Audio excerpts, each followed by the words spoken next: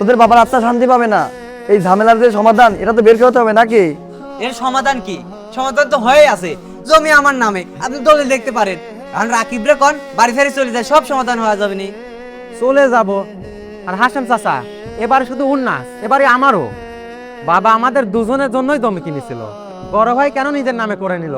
আমি এই জায়গা থেকে এক পাও নড়তে পারবো না। আরে চিৎকার করিস না রাকিব। আর শাওন, তুইও থাম, এত কথা বলিস না। শোন, আমি একটা পরামর্শ দেই, তোরা দুজন মিলে কোর্টে যা। কোর্টে গেলে সব সমস্যার সমাধান হয়ে যাবে। কার কতটুকু জায়গা সবই বোঝা যাবে সেখানে। এভাবে ঝগড়া করার চেয়ে কোর্টে যাওয়াই ভালো। কোর্টে?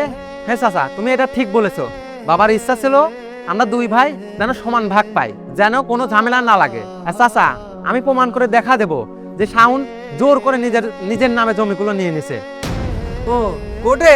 কোর্টে যা তুই কি করবি? এই জমি বাড়ি সব তো আমার নামেই, শুধু শুধু তোর সময় নষ্ট হবি, তুই কিচ্ছু করে পারবি না।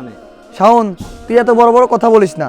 কোর্টে গেলে সব সত্যি বের হয়ে যাবে। তবে আমি বলি কি, এত অল্প জমি নিয়ে এত ঝামেলা কেন করিস তোরা?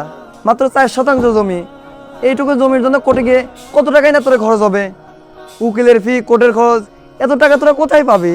এত টাকা খরচ করে এই ছোট জমির ঝামেলা মেটানোর চেয়ে বরং তোদের মিলেমিশে থাকাই ভালো। দেখ, হারুন চাচা তো ঠিকই বলছে, কোর্টে গেলে সময় নষ্ট হবি, টাকা নষ্ট হবি, আর শেষে তুই কিচ্ছুই পাবি না।